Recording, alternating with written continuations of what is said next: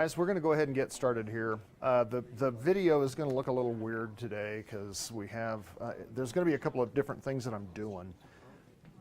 A couple of things. One, Aviation Explorers. I think Miss Benson gave you applications for those. Let's get those in. And I think it's like 24 bucks, right? Is that the deal? Like $24 to do this? We had a conference call yesterday with some folks from the Aviation Explorer, like their national thing, and then the guy who's actually running it on the western slope over here. Really nice guys. So we had some questions about a couple of things. So to give you an idea, we need, and one of the reasons why I think this is important is we've got a couple of things. First of all, some of the resources that they have that will be ultimately available to you guys by being part of that Aviation Explorer post thing, you know, some pretty neat stuff that you'll be available to kind of, you know, get and do things. Some of the activities that we have planned or that we have looked at doing in the past, we haven't been able to do. And one of the reasons is because with everything that we have to do now in our litigious society is that we have to think about insurance. Well, anytime that you suggest something having to do with an experience for kids at some place kooky like, you know, I don't know, an airport, then you get, you know, insurance companies start to kind of pucker up pretty hard, you know, on things. And so it's hard to get liability insurance for events like that when we have them. By having the post, by being able to do this, we can take people who are Aviation Explorer members on these things because now we'll have insurance. So that's huge. Oshkosh AirVenture, the last week of July out there, they have a really neat program that they do there for Aviation Explorers at Oshkosh, which allows you to go out there and for 190 bucks, you get out there and you camp, you can meet kids from all over the country, and they'll actually put you to work. They'll... Good morning, AMS.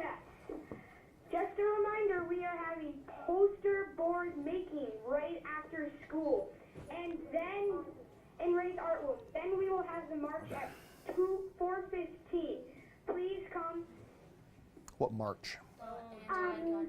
So A what? the march will be at 4:15. An anti-gun march? If you can't make it to poster making, we have extra signs that you are welcome to use. And there will be tests there, so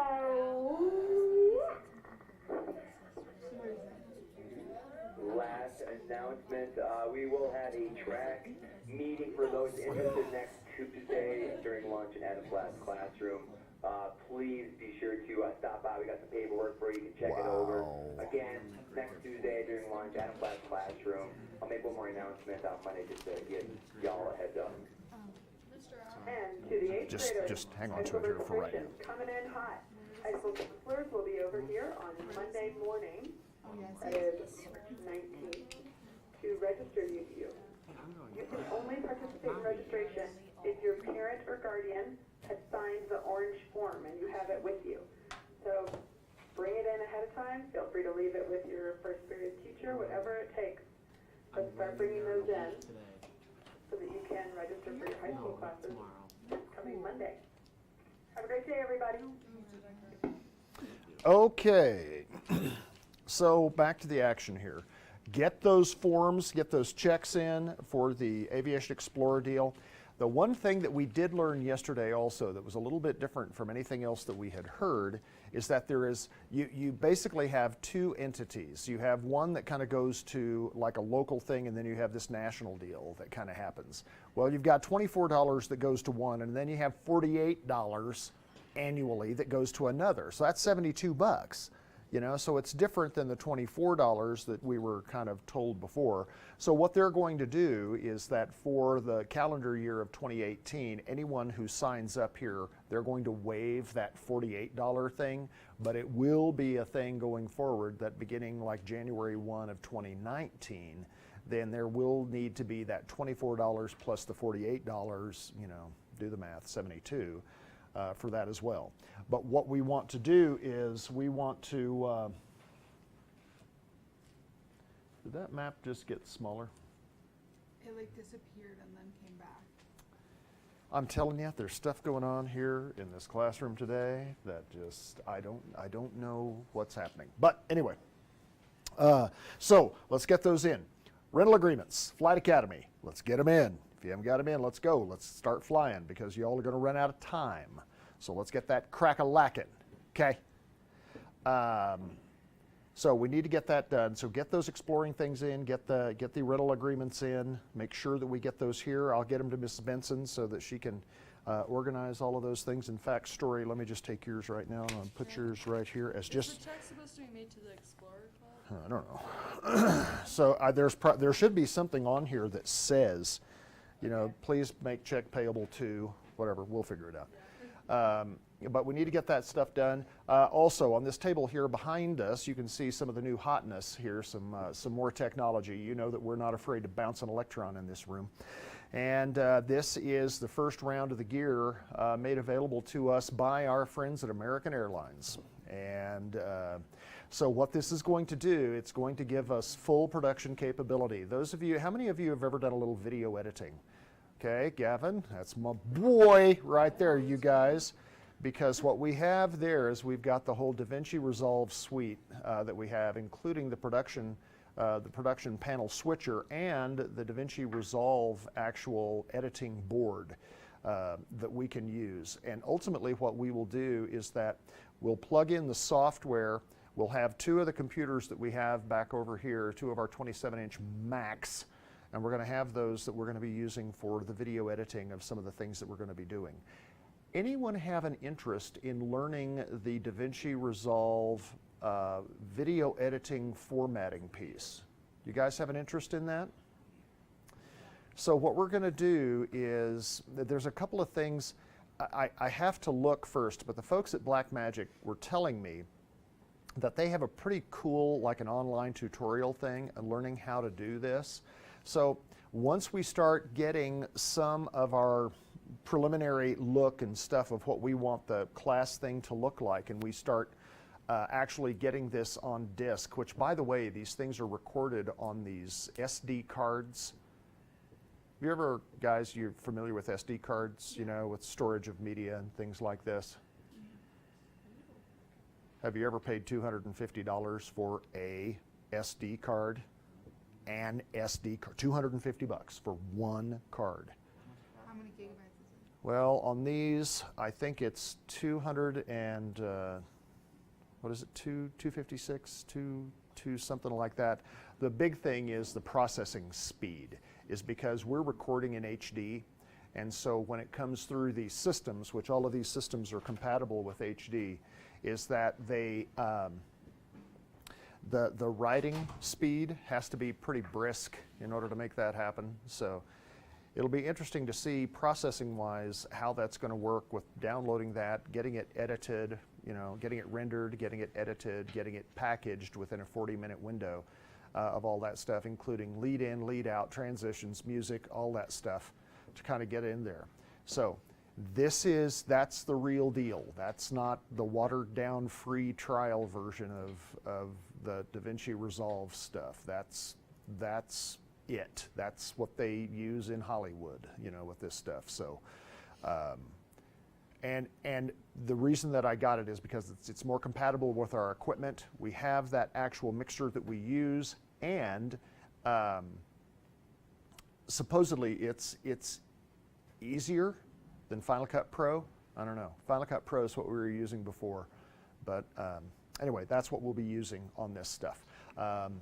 So it's going to be kind of a thing. The rest of the gear is supposed to be here by Thursday and or Friday for all of that. So again, get ready for lights. There's going to be lights over here, and it's going to be distracting for a while, but we'll figure it out. And then also is integrating the simulation stuff in what we do. You're going to see a little bit of that here today. All right, so we're going to kick it here with where we kind of left off.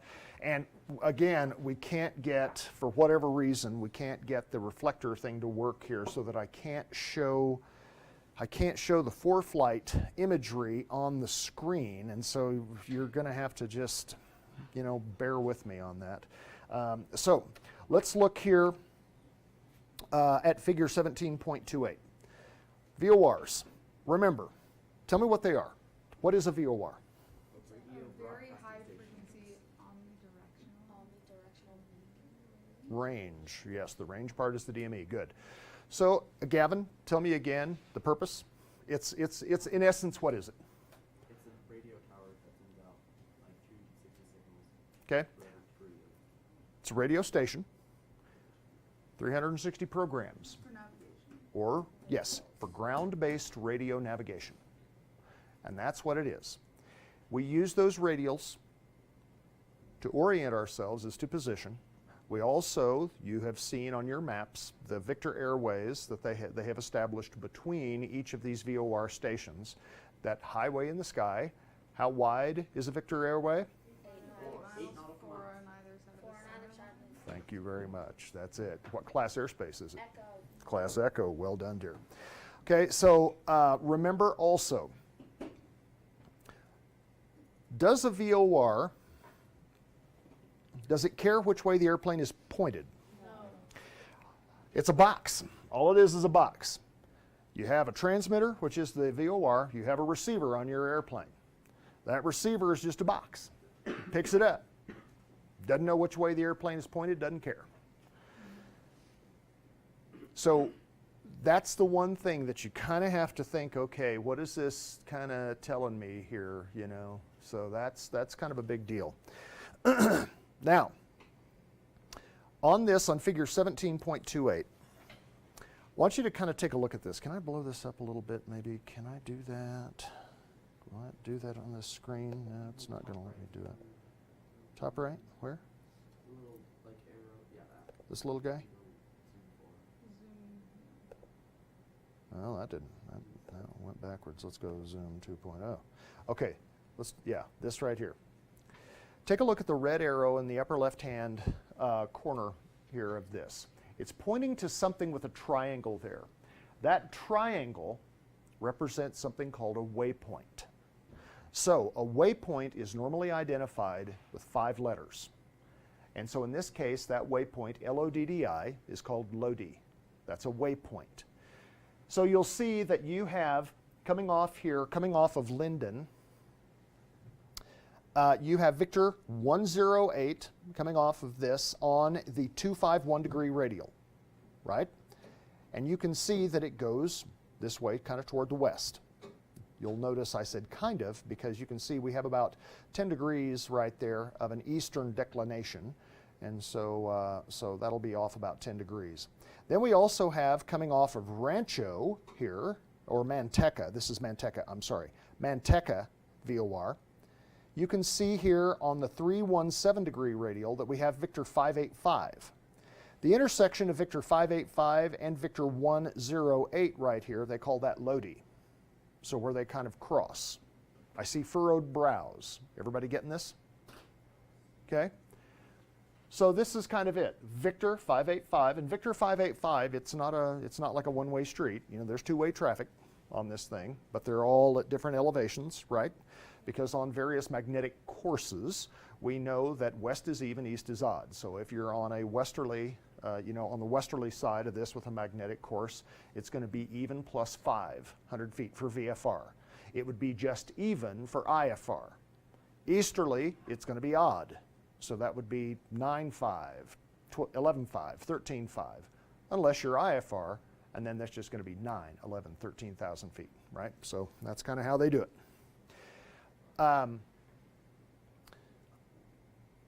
What's happening here on the illustration to the right then is this. They're showing the 317 degree radial, which is in essence the 585 Victor Airway 585. And they're showing what it looks like when this aircraft passes that waypoint. So right now, on this, can I move this? Does that move at all? Oh, I've got to do this, sorry. So you can see they're using Linden. Let me move this here. This is what I want right there. So coming off here of Linden on Victor 108, flying outbound here, this person on, let's assume that it's a second VOR, wants to know when they're crossing the Lodi intersection. Well, the Lodi intersection is identified here by tree 17 as it passes through Victor 108. So what they've done is he has dialed in tree 17, so he's gone from the front, right? From the front, tree 17, this is on the front side here of the Manteca VOR. As he's flying this direction, I say he, it's probably a she, because it looks like holding the course pretty well, so I'm guessing that's a woman holding that course right there. Guys are not, guys are a little more sloppy. So you can see that what she has done here is dial in tree 17 with a from indication. See the from? You'll notice the deflection. Anytime that you are away and outside that VOR and you're using a from indication, your course deflection will be toward the VOR. Toward the VOR. As you get closer to that radial, tree 17, that needle centers, and as you go away from it, it goes away from you. Okay? You see how you can use that to identify when you're crossing another particular radial? Let's just say that there was something right over Lodi that they wanted to make sure that they were crossed. Or they were given an instruction by ATC, cross Lodi at whatever it's going to be. So they want to make sure that they're over Lodi and wants to make sure that he knows when or she knows when it's going to be over Lodi. And so this is one way that you can do it, kind of the old-timey way with this. Yes, dear? So I know that your deflection, your needle might show something different, but could you also use the same technique if you put in a 2 indication and then use the reciprocal of 317, which is... You could. You could. Mm-hmm. And what would your needle do in that case? It would just be opposite. Instead of that deflection being toward the station, it's going to be away from the station. So you could do it that way. Okay.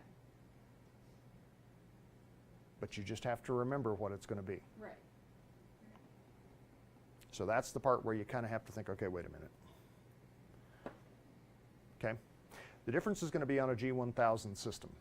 G1000 system is not going to let you mess up. Well, it still lets you mess up, but you'll have to work harder to do it. Okay. Make sense? Yeah. All right, let's go back to this. Fit width and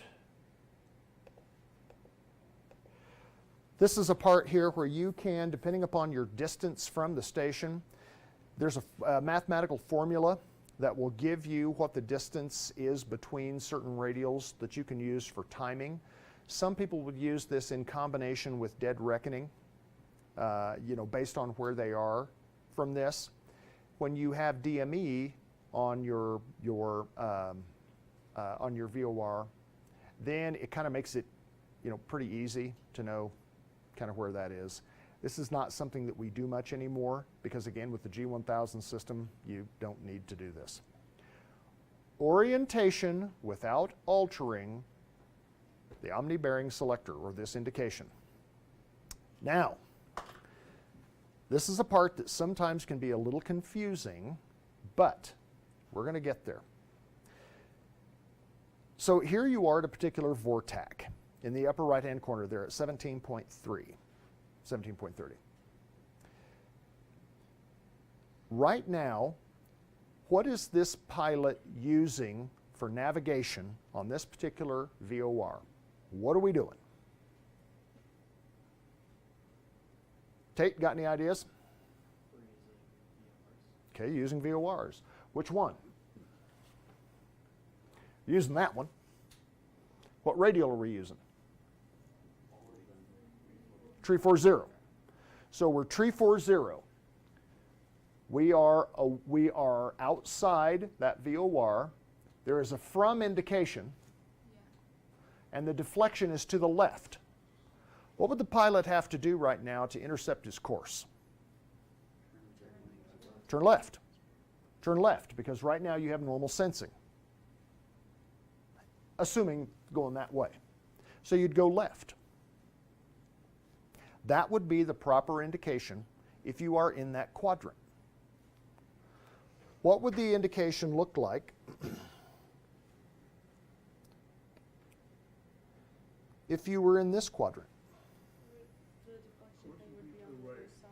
It would be identical, except for the fact the deflection would be to the right. Make sense? What would it look like here? Would it be like really far to the left? It'd be the same as the. Not if you have a from indication. You're, It'd be to the right. yeah, Yep. So you're going from. What about there? oh, If you're still on this, if this stays the same and that stays the same. Mhm. So that's where, with that from indication below your perpendicular line, that's where you would get reverse sensing with a from indication on this, with 340 dialed into your OBS. If you had this with a 2 indication down here on 340, and you were in any one of these quadrants, then the needle deflection would be appropriate. and the opposite would be because true you as have well. the wrong. And the opposite would be true if you came up here, if it didn't change. Is it because like it should be a from signal instead of a to for the bottom one? For the bottom, yes. So with this, remember that when you're outside of that and you're crossing, think about this. What about if the airplane was headed this direction? And the only thing that this person wanted to know was when they were crossing that radial. Right? They could do that. Yeah. Because remember, what's going to happen is that in your display on this, with a from indication, that needle's going to want to move over there toward that VOR until you cross that line. Then it's going to move over to the opposite side of that. Here's the reason that this part is important, is because you're going to be given, and if you guys haven't looked at these already, you should, is to look at your figures and legends, and you're going to look at some of these VOR identification things. So it's going to be part of the quizzes that you're going to be taking here very soon. Because when you look at this, you're going to see a little scattergram of airplanes, and it's going to ask you to identify which airplane in this position would give you this indication. And that's another nice thing about the ASA stuff, is that when they go through that on that test prep stuff, they do a nice job of explaining why, just in case you've forgotten. But that's kind of a big deal. Same thing going here. Okay?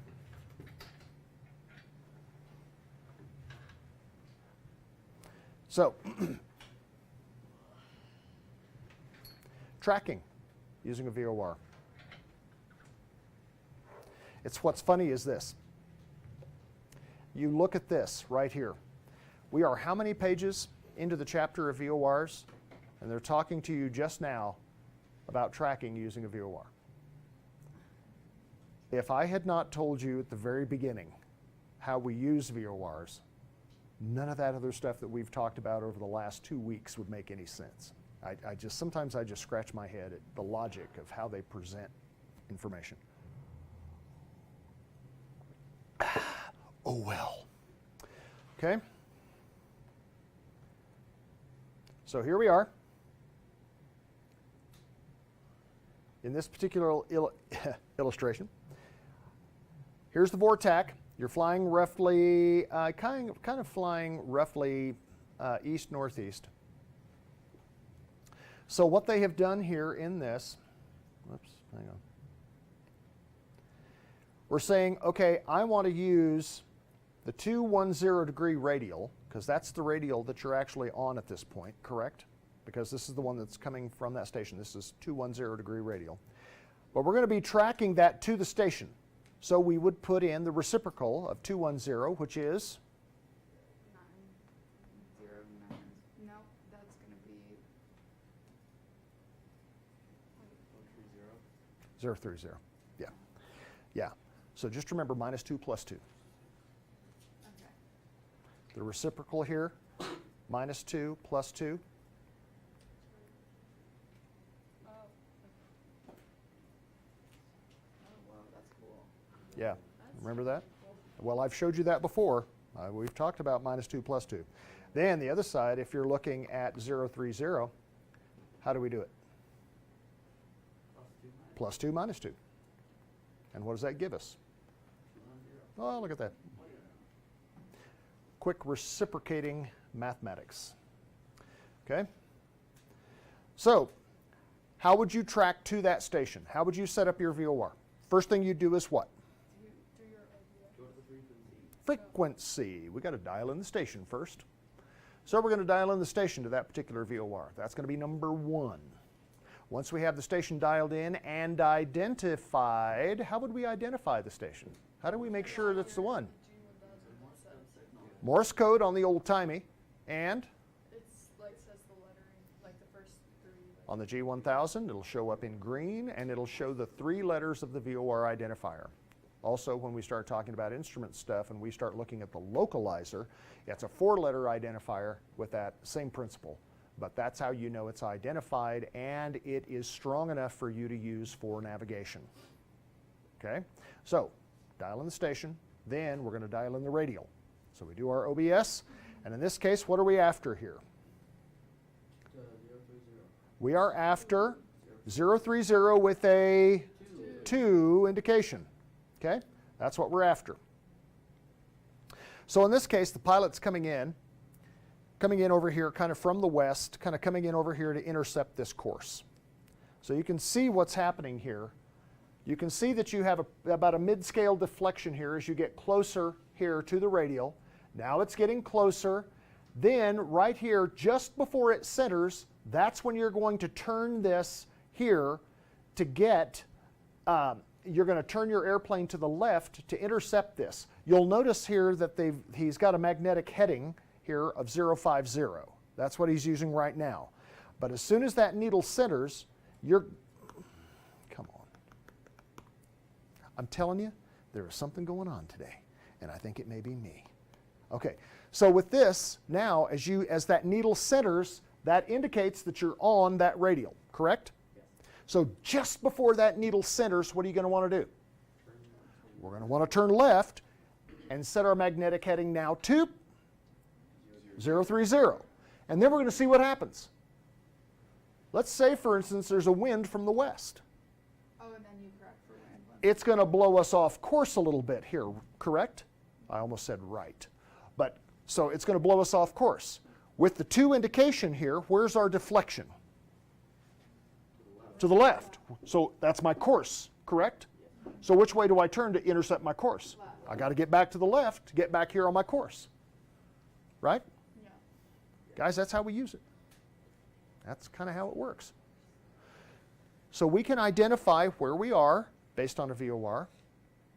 We can also identify ways to track to or from those stations.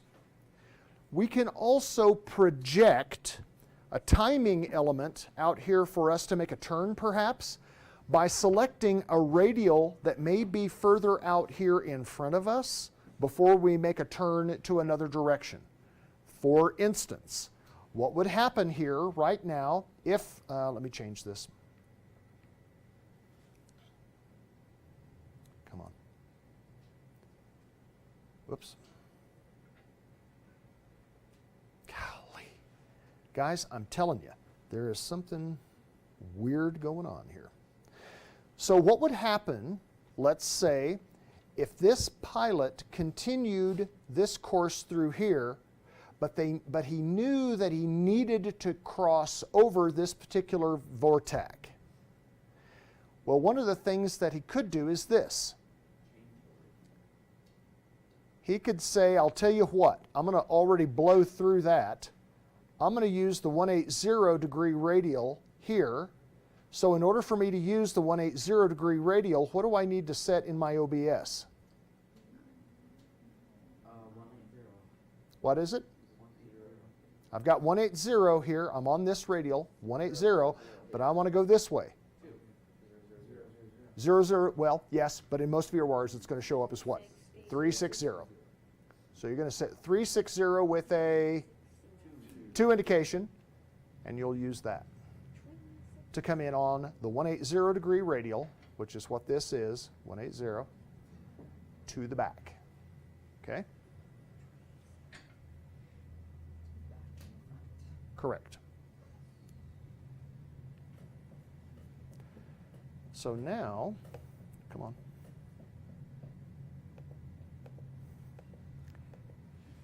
This shows you exactly the same thing with the wind, how you correct for that with the wind.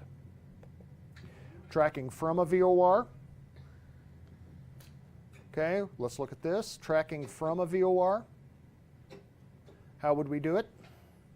So for instance here, we have the 140 degree radial. Oh, God dang it.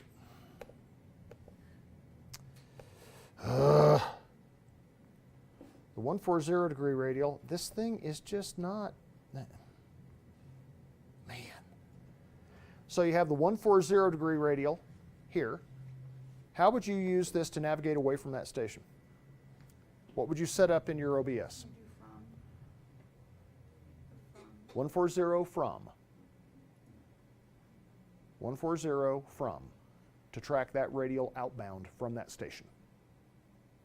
And then your deflection will be towards you. It would be normal. Correct. At that point. Normal sensing. Normal sensing. Adjust. Because in this case, if we're looking at our compass rose right here, we would see that it would be on 140. This would be the front compared to our airplane location. From the front, 140, outbound, Yeah. normal sensing. Okay? And it's so funny that they save that for the last. In this illustration here, 17.7, is that you can see that they're navigating to this station here, 060 with a 2 indication. When it goes to this VOR, it's going to be looking here now for something a little bit different.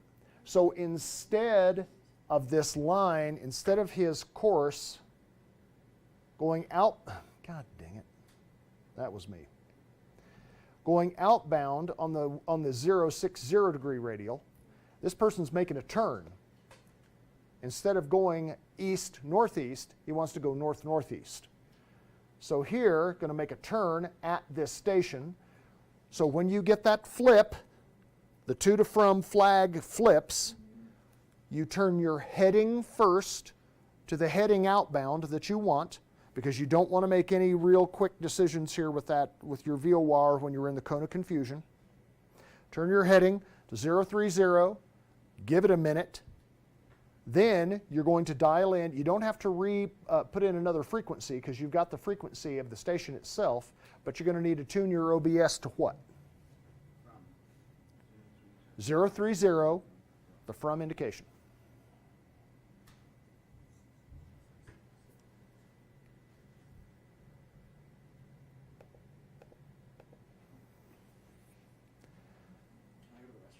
You may.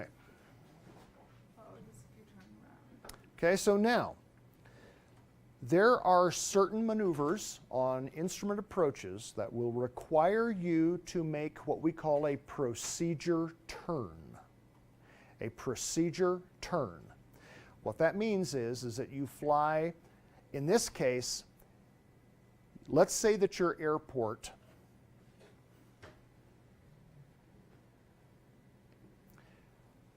let's say your airport, I'm going to do a different color here, is right here. There's your runway. But in this case, the wind says, okay, I'm coming this direction to land at this airport, but the wind favors landing back here toward the northwest. So I'm going to choose the runway and the approach that will let me land into the wind. Okay? So, to use this approach, it may require you to fly over that VOR outbound for a certain amount of either time or distance, and to then turn a particular direction, and they'll tell you which direction they want you to turn because there's probably something over here they don't want you flying over. And this is showing you how you can use the VOR to get you squared away to come back toward that runway. That's what this is showing you, is how you would use it for something like a procedure turn.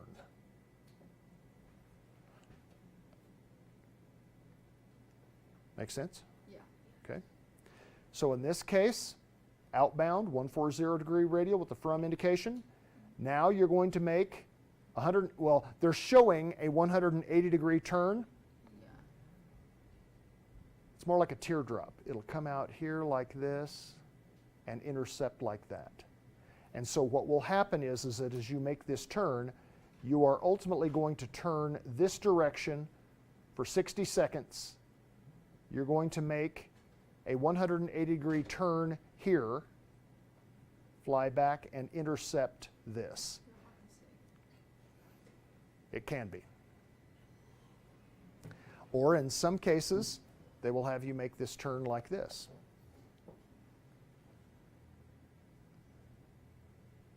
But normally, you're going to turn, you're going to come through here, you're going to turn, come back here, intercept your course, and here. So in this case, what they're showing you here is a way that you can intercept this here coming inbound. The difference in what they call command and non-command is this. Think of command as normal sensing. Think of non-command as reverse sensing. And they'll tell you what to do? Or you can choose? You're the pilot. You're pilot in command. We want you to, the procedure, the approach calls for you to make a procedure turn. Mm-hmm. You have to make the procedure turn. How you do it, that's up to you. Okay. You can do it. In some cases, GPS is going to tell you how to do it. But in other cases, where GPS may not be available and you need to use VORs and timing and distance, now you've got to do the math. So that's what this is about. But in this case, this is showing reverse sensing. This, by switching now, going to 0, tree 0 with a 2 indication. I'm sorry, 320, not 030, 320 with a 2 indication. That'll give you normal sensing. Make sense? Hopefully. Yeah. Time-wise, what do we got? 8:45? So I've got you for 45 minutes, roughly? Yes. Here's another one, another procedure turn. In this case, you're going outbound on one radial, you're returning to the airport on another radial. So this is showing you how to do it. Basically, it's the same thing. The difference that they're showing you here is the effect of wind. The MH is your magnetic heading. That's the way you've pointed your airplane. That's the way the nose is pointed. The course, those lines, those radials, all of that is magnetic. So that's going to be like a magnetic course, a magnetic radial for you to track that. Questions here?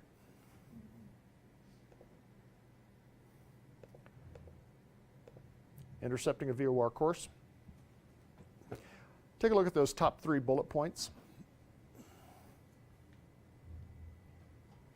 Aren't these really life questions? Where am I? Where do I want to go? How do I get there? That's funny.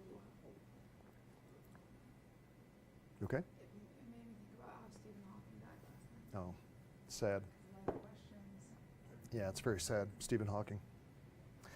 So, So let's take a look at this. Let's say, for instance,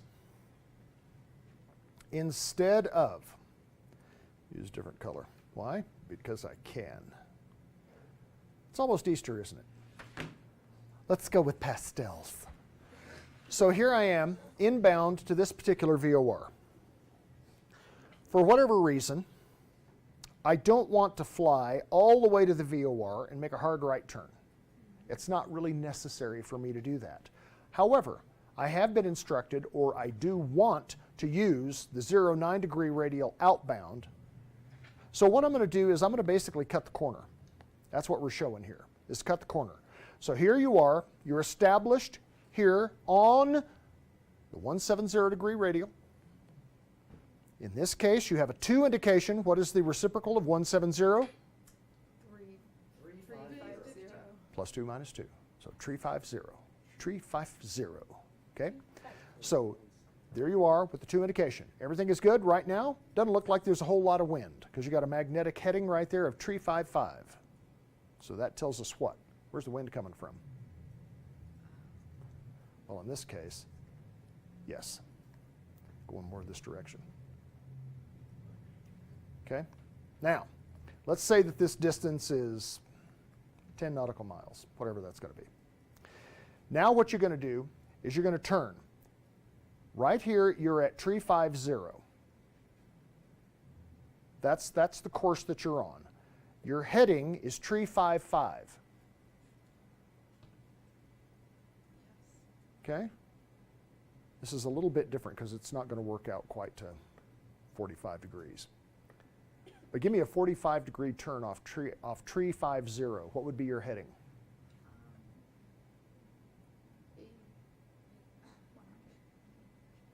35 degrees. That would be correct, 035. Wouldn't it That be? makes sense. 'Cause it's You got 350. I want to make a 45 degree turn. Yeah. So plus 45 degrees. So I take that away. I take 10 from 1. There's 360. I add that 35 back. That gives me 035. And then plus 5. Okay? No, Yes. 45 degrees. In this case, because of the fact that they're looking at 350, it's not quite a 45 degree. Oh, yeah. It's chosen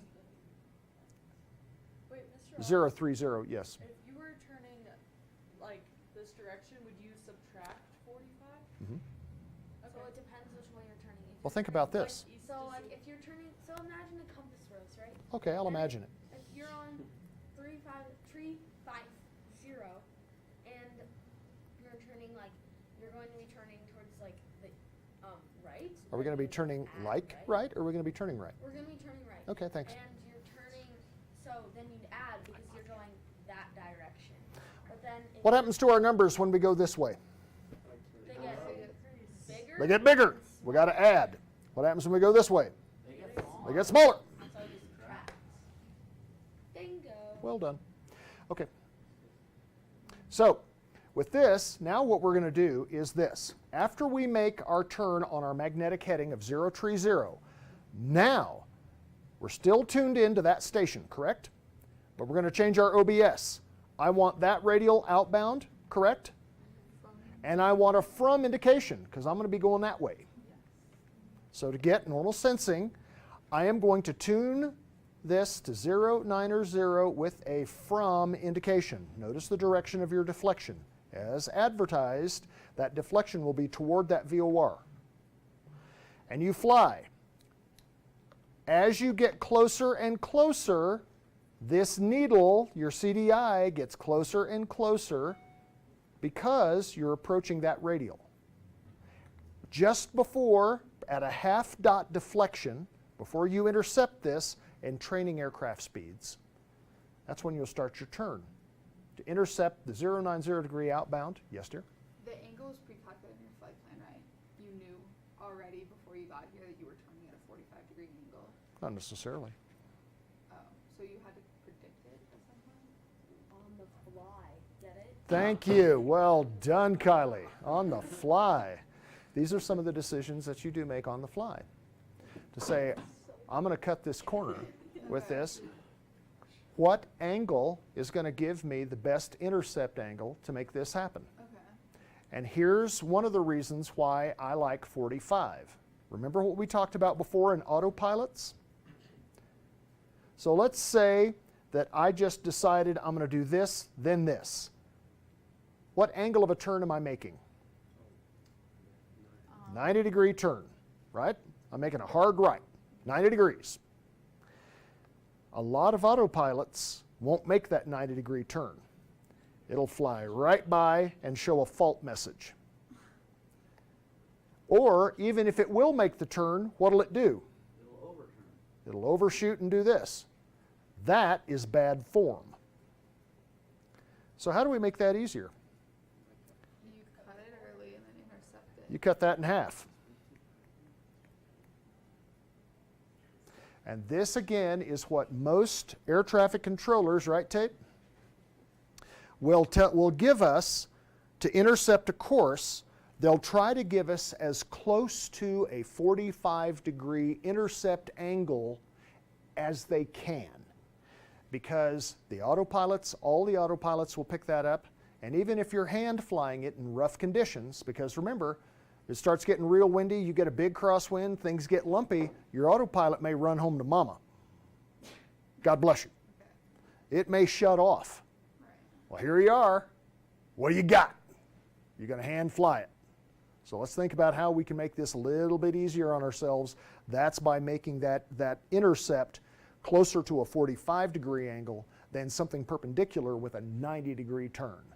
Because with that, you really got to think about things. Isn't that not a 45-degree angle since it's from 170 to the 90? That's correct. Yeah, I was playing. Yeah. Okay. Yeah. So you were like, I'm going to intercept this 90-degree radial. Correct. On That this- you knew. Okay, that's, okay, yeah. That you knew. You knew that you were flying up here kind of north-northwest and you wanted to get from this VOR to track, let's say that it was on your flight plan. Let's say that your airport was down here somewhere and what they wanted you to do is that you're going to fly a departure that will get you up here, but your actual flight plan may not begin until you're on that particular Victor airway. Let's call it Victor 007 because you're James Bond and you're feeling it, okay? And that's where you begin the en route portion of your flight plan. Rather than coming back here and over this VOR with everybody else, we're going to cut the corner and we're going to make that go, providing that they allow you to do that. Okay. Good? Yeah.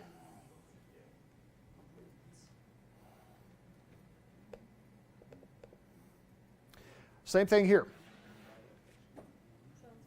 So I'm going to show you this here just real quick.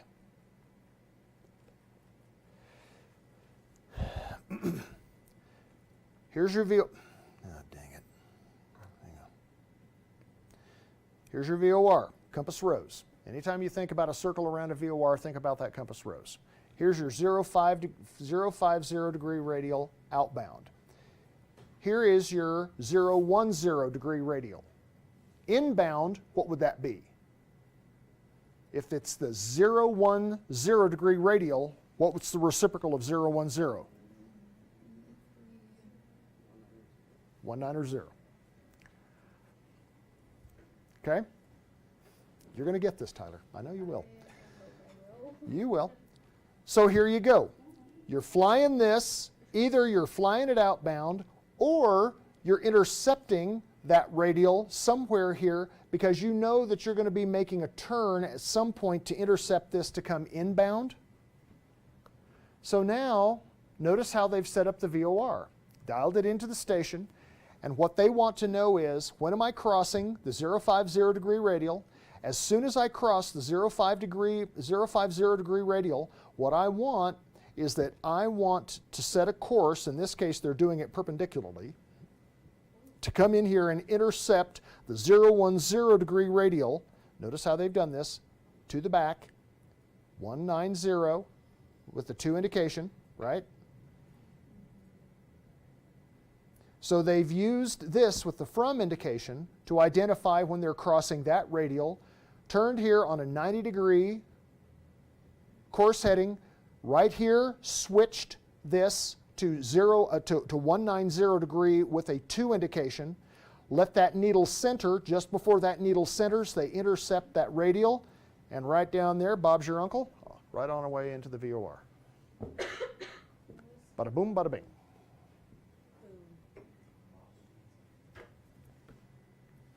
Isn't this fun? Yeah. Other VOR presentations, this gets into an RMI.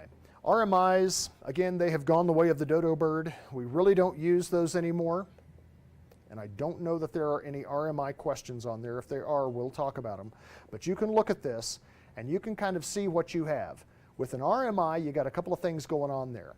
You have, in essence, you have a VOR, and you have an ADF, is kind of what you have. So you have something that'll point a needle blindly at a particular station, and all it is just a bearing. That's all you have. You don't necessarily have a radial with anything with an NDB, which is a non-directional beacon. But you do get some kind of guidance on this because it does kind of give you a little orientation as to maybe where you are and where that particular station happens to be. But then you can also use the VOR part of this to help you to say, okay, where do I need to go to intercept this radial? And a lot of times that happens if something has gone wrong and you've gotten lost. Now, the HSI. Do we have HSIs in our airplanes? Yep.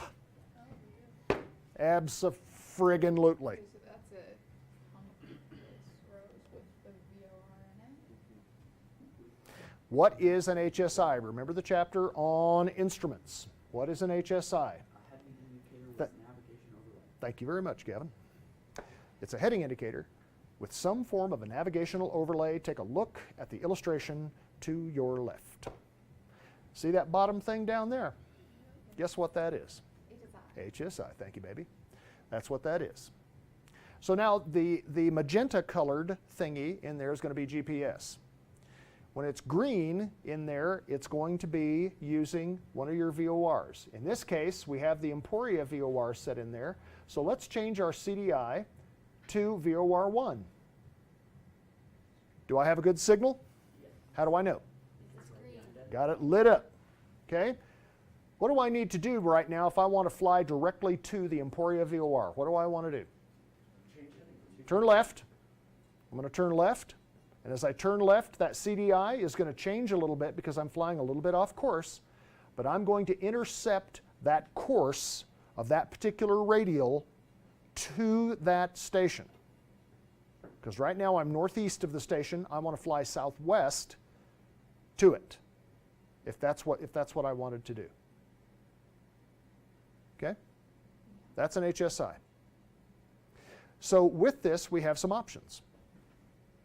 In our HSIs, we have VOR 1, we have VOR 2, we have GPS. That's what we have. So if I were using GPS right now, and let's say that I wanted to fly direct to Kansas City, because I hear that everything's up to date in Kansas City. Name that musical. Name of the musical is Oklahoma. Oklahoma is the name of that musical. Okay, MCA, enter, enter. Now I have a direct to course to Kansas City. So what do I need to do here to go to Kansas City? What do I do? Turn right. Turn right, center of the needle. Boom. Kansas City, here I come. Name that song. Nope, nope, nope, that's a song, it's not a musical. Kansas City, here I come. It's an old blues song. Okay. So, that's GPS. Now, notice under this, notice on my HSI, do you see that thin, single-barreled needle? Yes.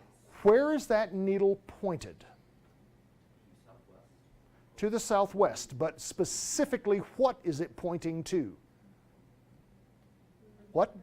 Emporia. Thank you, Diego. It's pointed to Emporia.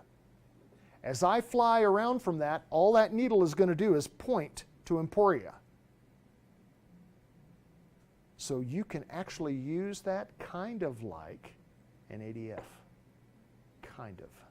because all that's going to do until you plug in a course is point to that station. So how would you know what radial you might be crossing? What it says on your signal. You read the tail. Read the tail. So in this case, I'd give that about 0.4 tree degrees. Oh, so you're. Yep. You're on the right track. Or should I say course? You're welcome. I'll be here all week. Okay. Kind of see how this sort of works? Yeah. Well, let's see if we can really see how this works.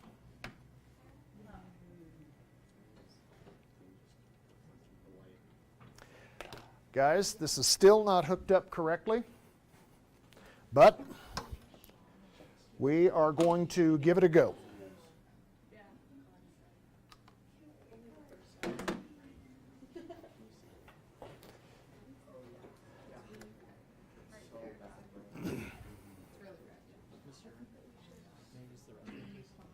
Yeah.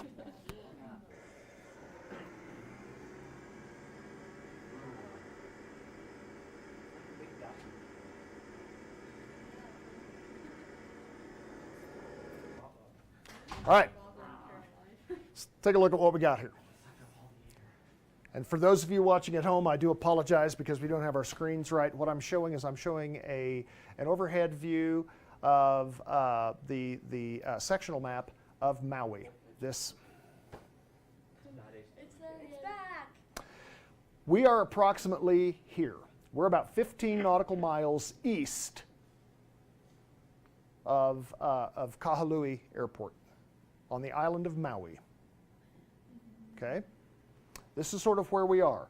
Right now, we're pointed at this mountain back over here, and there should be an airport right over there. Okay? Look right here at this blue circle here. What is that telling us? Remember from your sectional map days, what is that telling us? Well, it's Class Charlie airspace because it's a solid magenta line. But what is that blue telling us? We got a tower. We got services. What do the straight line on there with the runways mean? We got some long runways here too, right? Okay. What? My Lord in heaven. Now, what's this? Compass rose, right? We have a little deflection. By the way, it's 10 degrees east. What's the deflection out here with red table? 10 degrees east. Isn't that odd? Here we are, 3,500 miles away from something, yet it's the same deflection. Darn those magnetic fluxes. So we also have a white dot right there in that. What does that white dot tell us? Oh, that is a good question. That's why I'm the teacher. Tells you that there's a VOR right there. So there is a VOR right there at the approach end of those two runways. So if I wanted to get some useful information there about that particular VOR to get there, have y'all ever played golf in Scotland? Oh, it's a vortex. So what would I do? How could I use, okay, hey, there's a VOR. Hey. Well, you look for the frequency. There's the Morse Ah. code right there. Okay, so so what frequency would I dial in? 115.1. That's how I tune in to the station, Yes. right? So 115.1? Yeah. Let's do that. So you can see the GPS panel. You can see all of this stuff here, the PFD, the MFD, the EIEIO. Boom. Now look here. Okay, so now this is just looking here at your primary flight display. So let's do this. Well, I'll do it on the number one. So what frequency do I want to tune in? Oh, 115.1. Where am I right now on my loading box? 7.2. Remember, this is standby, this is active. Oh. Standby, active. The only way I can make something active is to load it in the standby box and then do the flippy flippy here on my flip-flop switch, and to bring this over to active. So the only way that I can change something is that if it's in that box. So I come over here to this big knob right here, and this is a little bit different because we're having to do this through the magic of electronics. So I wanted to make the big number here smaller, right? Because that's 117. So I come over here to the upper left-hand corner, and that's going to help me move the big numbers, and I did 2 clicks. So I have 115.2, almost there, but not quite. If I want to move the stuff to the right of that decimal, I come down here to the lower left part. No. Is that the right one? Is that it? Now, how do I get it over there to the active side? Flippy, flippy. Do the flippy flippy. Oh, look at that. OGG. OMG. See what I did there with that? Thank you very much. Thank you. I've been watching you guys doing this. I know, that's pretty awful, actually. Oh, hold on, we're paused. We're paused. On my heading, noticed over here on my heading, so I bring my little hand down underneath that. I'm going to snap my heading bug right here just to give me a little reference. You'll notice here in my artificial horizon, I'm a little bit of a nose down situation here. I've got 105 knots as my airspeed, 112 is true. This is going to be my heading. Now, I'm going to unpause this for just a second. Okay. Now, the reason I did that is for that other stuff to load. Why is it that OGG is still white? Because you have a mountain. No. No. Oh, you haven't selected it in your CDI. Because right now, I'm still on what? Your GPS. I'm still on GPS. So I need to change my CDI. Okay, there's nav1. But now, wait a minute. I'm pretty sure that that airport is right in front of me there somewhere. Why in heaven's name do I have this thing pointed out this direction? Because you set it to Oh, It's not on the right. So I need to change this. See the course thing right here? So what I need to do is I need to change this to bring this around, and what I want to do, I want to point that right at the station. Now watch what happens to this, look what happens here to my CDI, my course deflection indicator, course deviation indicator, sorry. Watch what happens when I center this. I'm on course! So now, what radial am I on? What radial am I on? Am I on the 261 degree radial? 041. That was me. Okay, -2 +2. So right now, It was not me. I am somewhere on here. Actually, it's not 041, boss. 081. 081. Silly. 081. Don't celebrate Okay? early on. And that makes sense because I know that I'm over here somewhere to the east, right? So I'm on the 081 degree radial to this. Let's do another one. Hold on. So let's do this. So now,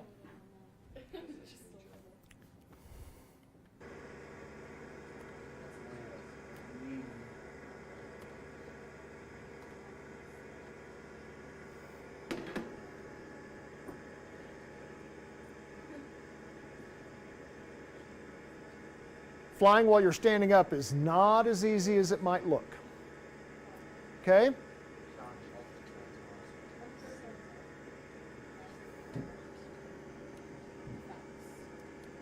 Now, I want to show you something. Let's say, for instance, I'm making a turn to the right. Kind of see what's happening here? Now, I fly this particular course here for a minute or so. Watch what happens to my CDI. Where's my course? It's not centered under my airplane anymore, is it?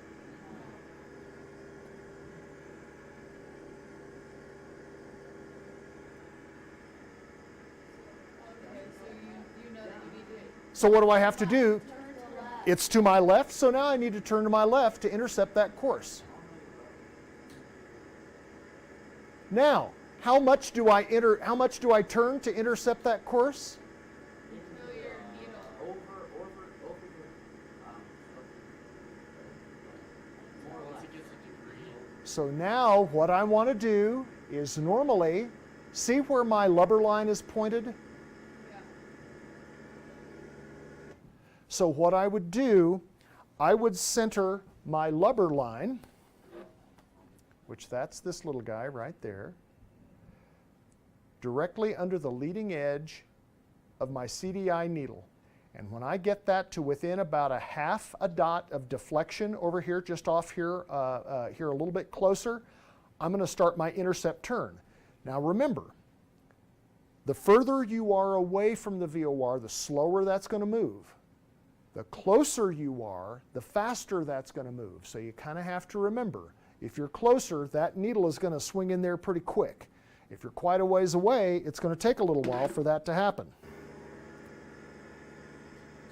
So in this case, I'm going to kind of hold this. Well, hang on. Goodness. So let's hold this course in here. See the needle starting to come in?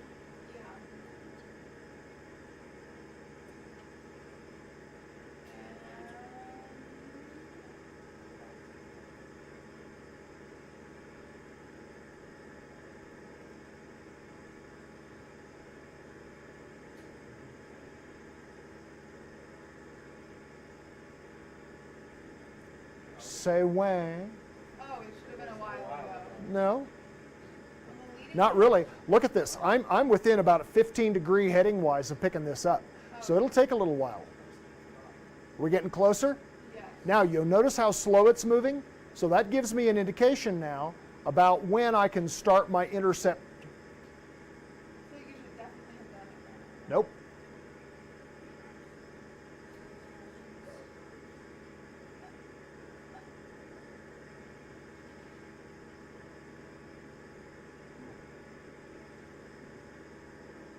See how slow I'm turning?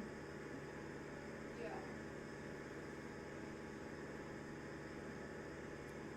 How do you like me now? Okay? Yes. I'm a trained professional. Nope, don't do that. Nope, nope, nope, nope, nope, nope, nope. Cancel, cancel, cancel. I wanted to pause. Okay? Kind of see how that works a little bit? All right. Now then, let's say, for instance, because we know where we are, that I'm still over here somewhere, and I know what radial I'm on, right? Here's the one thing that this won't tell us, which is kind of a bummer. It doesn't give us the bearing indications like our G1000 does here, because this software is not as sophisticated as the software in our FMX or in our airplanes.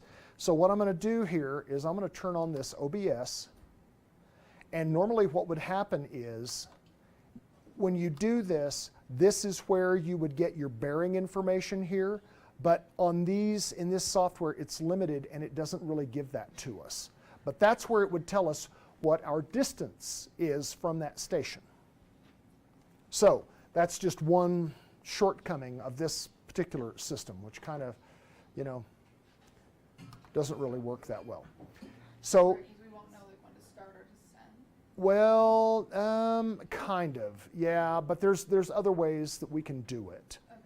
But for instance, let's say right now, I want to set a GPS course directly to PHOG, which is the ICAO identifier here for the Kahului Airport in Maui, right, Story? Yes. So I highlight this, it's flashing, I hit the direct to button, I say enter, enter. Now I have a direct to here. The GPS points to the center of the airfield. It doesn't point to the approach end of a runway, it points to the center of the airfield. So right now, how far away am I? 9.4 nautical miles from the center of the runway. Where's my VOR? It's at the approach end of the runways that are giving me a kind of a southwest orientation. So, we can't do this. Normally I would. Normally I would here for the VORs, but on this we kind of can't. But this is why I say you can get some of that information here on this, kind of the poor man's version of some DME. So I have some idea that I'm within 10 nautical miles here for this airport. So with that, knowing that that's where that is, if I look here, see what your distance is to that first ring? 5 nautical miles, right? How far is it to this? So I am just inside Class Charlie airspace, right? Okay. That's how these work. 5, 10. So here I am, just inside. So now I've kind of got a pretty good feel for where I am. Are we good so far? Yes. Let's say, for instance, that I wanted to fly northwest from this position, and I wanted to pick up an intercept for one of these runways.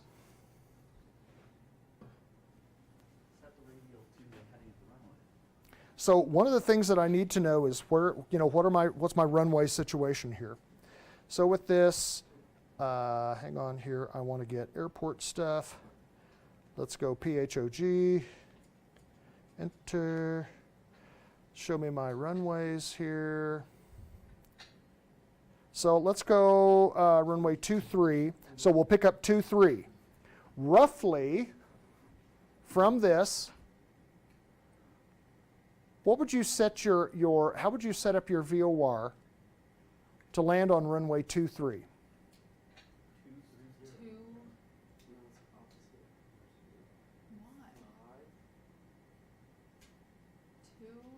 10 degrees. It's going to be to the back, right? Because remember, this is magnetic. 0, 2, 3, 5. I would want to set this up 230 with a 2 indication. What? Wait,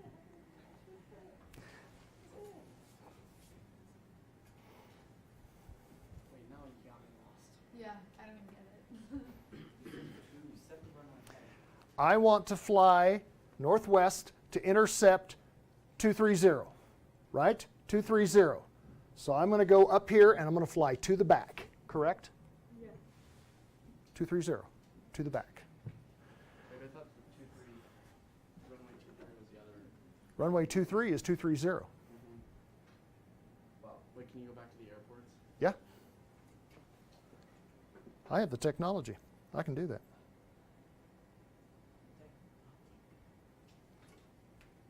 Isn't runway 23 the smaller one? Yeah, what do I care? I can land there. I just picked 23 because I can intercept that quicker than I can runway 0, than I can on 200. Okay? No, it's a 2 indication. What? It's a 2 indication, Uh-huh. but it's to the front. No, no. Oh, because you want to land on the other side. Yeah, I'm using it for navigation to get there. I asked, how can I use the navigation to land on that runway? So let's look at it again. I get it now. I'm sorry. Where's the VOR? The VOR is here on the approach end. So this is what we are. So if I fly 230 right here, that's going to line me up for that runway right there. As opposed to this runway, which is going to be 200, and I just have to fly further, and I'm running out of time. So here's what I'm going to do. Let's take our CDI. Trying to get to a wedding. I'm going to set this up now. What do I want to set my course for?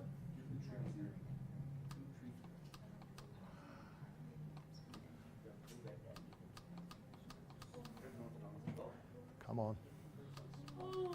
By the way, in the airplane, you don't have to do this left click stuff. Ah, dang it. Right, you can start. Okay? So now, let's take a look here. See this? This just, I don't know. I don't know. All right, so now, here's what I'm going to do. So I'm going to turn kind of northwest here. In fact, I'm going to fly a heading of about, I'm going to call this about 320. I'm going to fly 320.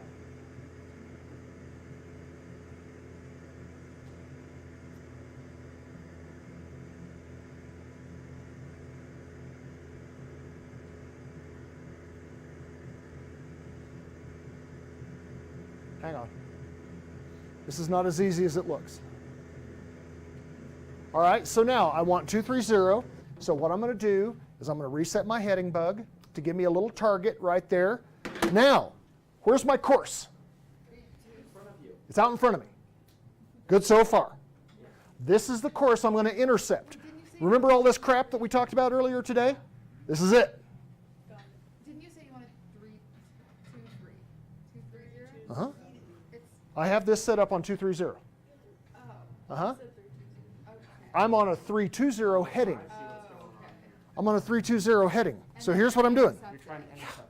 There we go. So if I look here at my extended center line from here, like this, I'm flying this direction to intercept this course to land on that runway. And this is all IFR right now? No, I'm VFR. No, I could make it IFR where you can't see anything, but there's not a lot of fun in that right now. So, all right, so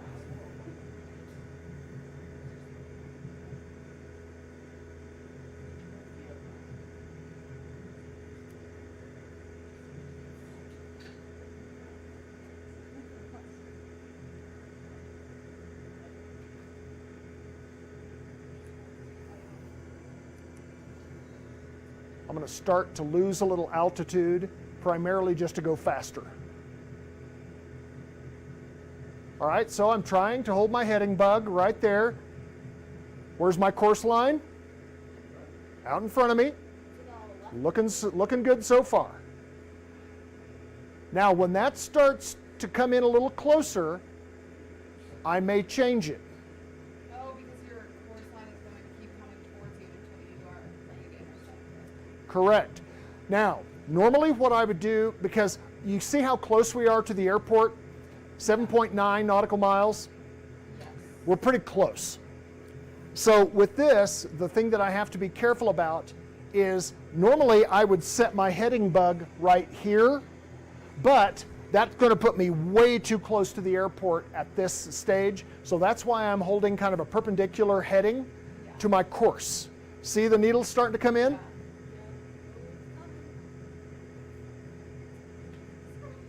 One dot deflection. I'm going to start my turn.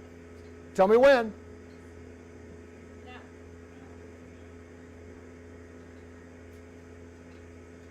Was that too late? Well, it's not. Yeah, well, because I'm not on my rudders. See, I'm not. That's what I'm doing. I'm slipping instead of turning.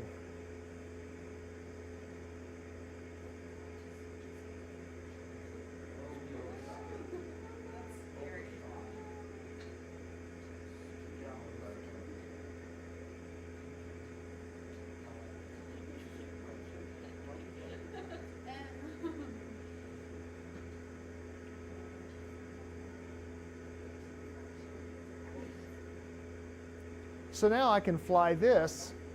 Right down into the runway. There's my little highway. Because I blew past it.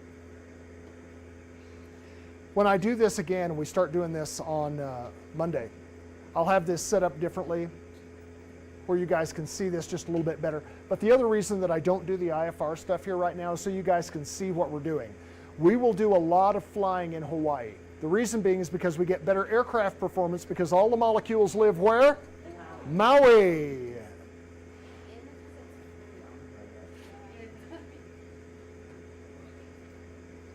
So now you see how I'm starting to feather that in a little bit?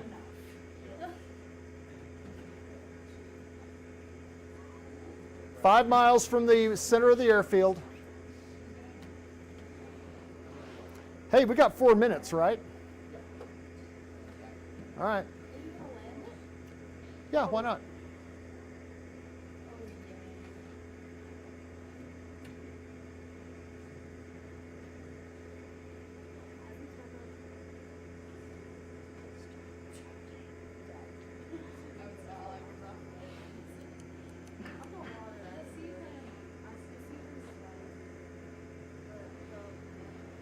See my airport there? Yeah. Now, I am way, way high.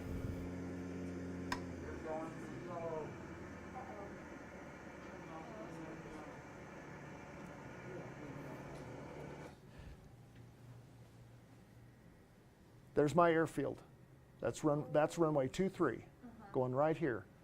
When we get closer, I'll show you the VOR. Fumble. Maybe that fixed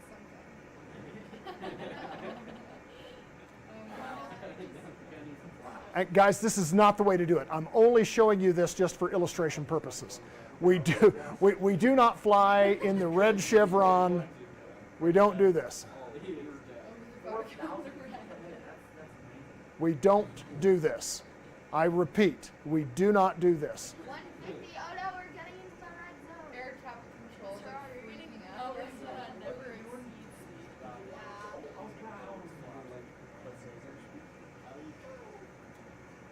So, speed. How fast flaps and all that speed. Oh boy. This is gonna be intense. This starts flaps off. Oh god, coming in. Oh, coming in. Coming in hot. Coming in hot.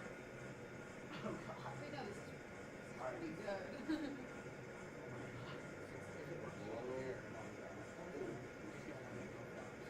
hold on. Okay. See this right here? See this right there? That's a VOR. That's what the VOR looks like. You see where the course, see where it's showing where my course is? Because it's over there. Okay. That's what I was trying to show you. All right, now, no more screwing around. I'm going to land this airplane. Hang on, let me. Well, I don't need to, I'm not going to get my, I don't have time to do that. But I do want to get where I can actually see the airport. That was so accurate. All right, so here we are. I've got some back pressure. Notice my airspeed. I'm below 108, first notch of flaps coming in. Below 91, second notch. Hold on. Hold on. Third notch. That was so good. I don't know, it was really awful. But because I'm not on the rudders, this is just all with aileron and elevator. I wasn't doing this. So my point here, guys, is this: these are ways that we can take information that we can see here.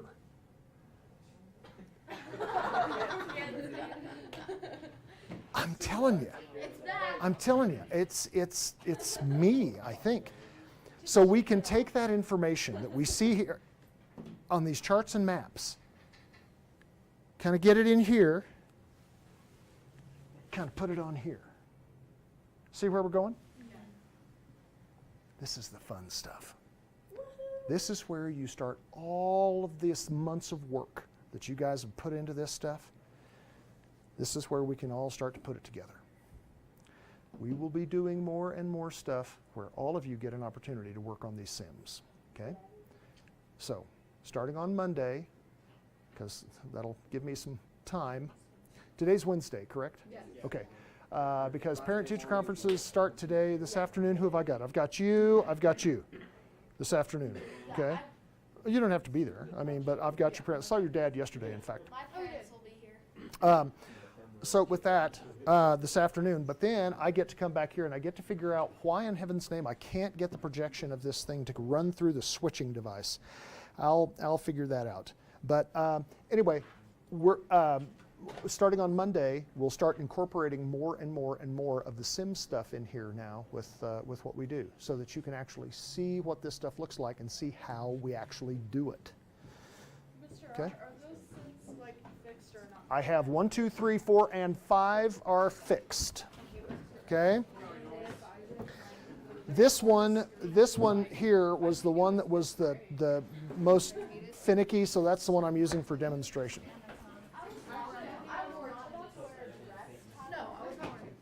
All right, so guys, quiz on Tuesday. Quiz on Tuesday. So it's going to be on just VORs. Prepware. Okay, so we just need to study the second to last chapter because that's on VORs, or are you It's no, it's going to be anything, any question that has to do with a VOR is fair game. So study the book primarily. Yeah, pretty much. Okay.